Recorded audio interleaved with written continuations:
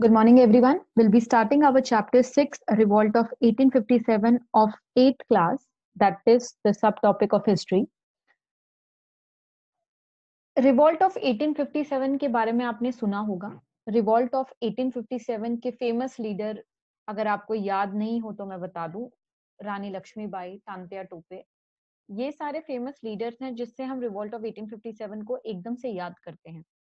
Revolt of 1857 को first war of independence भी बोला जाता है और सिपॉय म्यूटिनी भी बोला जाता है. क्यों, वो हम इस चैप्टर में डिस्कस करेंगे, लेकिन साथ ही साथ इसमें हम अलग अलग टॉपिक्स को भी डिस्कस करेंगे, जैसे जो आपके लेफ्ट हैंड साइड पे मैंने मेंशन किए हुए हैं. पहला टॉपिक है spread of the revolt. Revolt कैसे स्प्रेड हुआ, क्यों स्प्रेड हुआ, कहाँ कहाँ स्प्रेड हुआ, वो इस टॉपिक में हम डील करेंगे. देन रिवॉल्ट के कॉजेज क्या क्या थे. अलग अलग सब टॉपिक हैं कॉजेज में. पॉलिटिकल कॉज क्या था, इकोनॉमिक कॉज क्या था, सोशल कॉज क्या था, और इमीडिएट कॉज क्या था जिसके वजह से इंडियंस और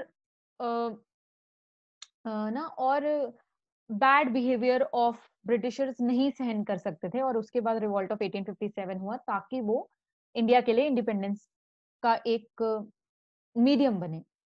लेकिन रिवॉल्ट फेल हो गया था, नहीं जीत पाए थे रिवॉल्ट. वो क्यों, वो हम इस चैप्टर में पढ़ेंगे.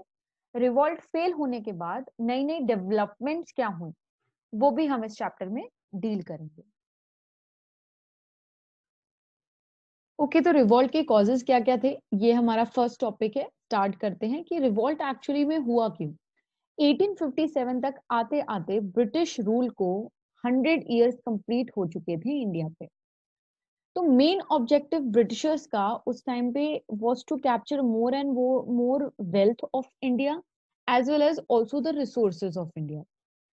वेल्थ वो कैसे कैप्चर कर सकते थे, जितना ज्यादा वो टेरिटरी अपने अंडर में लेते, उतना ज्यादा उनको टैक्सेस मिलता, उतना ज्यादा उनको रेवेन्यू मिलता, तो उनको प्रॉफिट होता and they would be rich. और जितना उनका एरिया, जितना वो एरिया अपने अंडर में लेते, उस एरिया के रिसोर्सेज भी उनको मिल जाते. तो जो धीरे धीरे ये अपराइजिंग स्टार्ट हुई, अपराइजिंग होता है बेसिकली रिवोल्ट, ठीक है. ये ऑलमोस्ट हर एक पार्ट, पूरे कंट्री के हर एक पार्ट में हो रहा था against the oppressive administration policy of the company. What is oppressive administrative policy? ये मतलब होता है जैसे जो strict rules and regulations Britishers हम पे थोप रहे थे, ठीक है, उसके लिए जो लोग अगेंस्ट, मतलब ऑब्वियसली एक टाइम पे गुस्सा थोड़ा सा है, फिर वो बढ़ के इतना ज्यादा हो गया कि वो रिवॉल्ट में कन्वर्ट हो गया. तो सबसे पहले हम चैप्टर में पॉलिटिकल कॉज पढ़ेंगे कि पॉलिटिकल कॉजेस क्या थे रिवॉल्ट के. तो सबसे पहले पॉलिटिकल, जो पॉलिटिकल कॉज है उसका main reason was doctrine of lapse by Lord Dalhousie. Okay.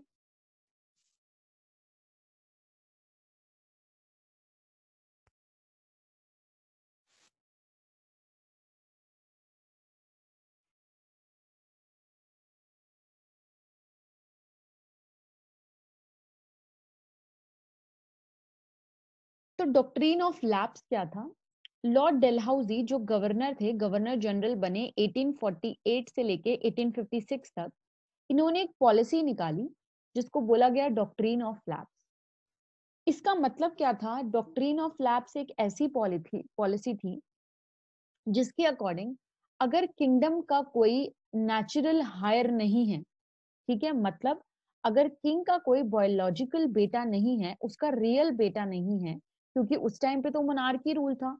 Monarchy में हमें क्या देखा है कि राजा का बेटा राजा बनेगा, उसका बेटा राजा बनेगा.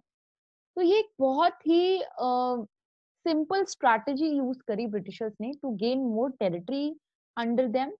तो दैट वाज बेसिकली कि जिस भी किंग का बायोलॉजिकल बेटा नहीं है, मतलब नेचुरल हायर नहीं है, उसकी टेरिटरी, अगर उसके फादर की डेथ हो जाती है तो उसकी टेरिटरी ऑटोमेटिकली ब्रिटिशर्स के अंडर में आ जाएगी. जिसकी वजह से उन्होंने कई एरियाज को कैप्चर किया, जैसे Satara. Satara was basically under Nana Saheb, that was the son of Peshwa Bajirao, जो हम पढ़ेंगे अभी.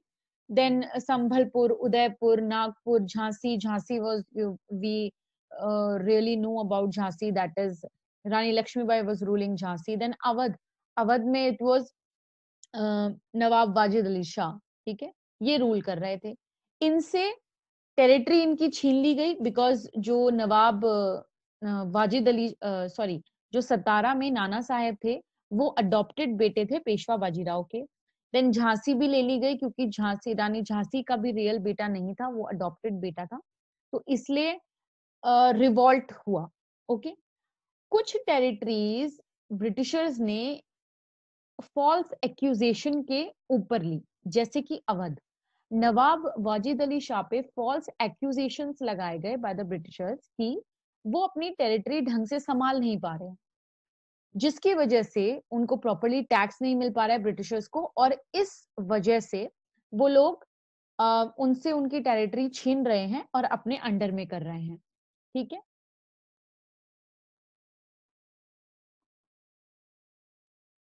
अब हमने देखा कि मिड 18 सेंचुरी तक आते आते नवाब और राजा, ठीक है, इनकी पावर बहुत कम हो गई थी, बहुत कम हो गई थी, क्योंकि जो अथॉरिटी और ऑनर ये लोग पहले इनका होता था वो ब्रिटिशर्स के आने के बाद नहीं हुआ, क्योंकि Britishers became the main power.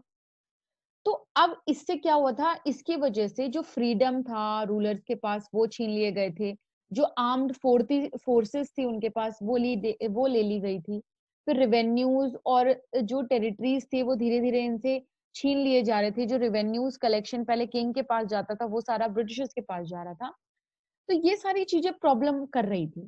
जैसे अभी मैंने आपको बताया, जैसे लक्ष्मीबाई थी, रानी लक्ष्मीबाई थी, वो wanted the company to recognise her adopted son. वो चाहती थी कि उनके अडॉप्टेड सन को नेक्स्ट हायर बनाया जाए, लेकिन नहीं माने ब्रिटिशर्स। अगेन नाना साहेब का मैंने डिस्कस किया था कि वो भी चाहते थे कि उनका अडॉप्टेड सन, ठीक है, सॉरी पेशवा बाजीराव का अडॉप्टेड सन नाना साहेब, उनको उनके फादर की पेंशन मिले। पेंशन एक काइंड ऑफ अमाउंट दे दिया जाता था by the Britishers to compensate कि उनका एरिया ले लिया गया है, बट उनको वो नहीं मिला।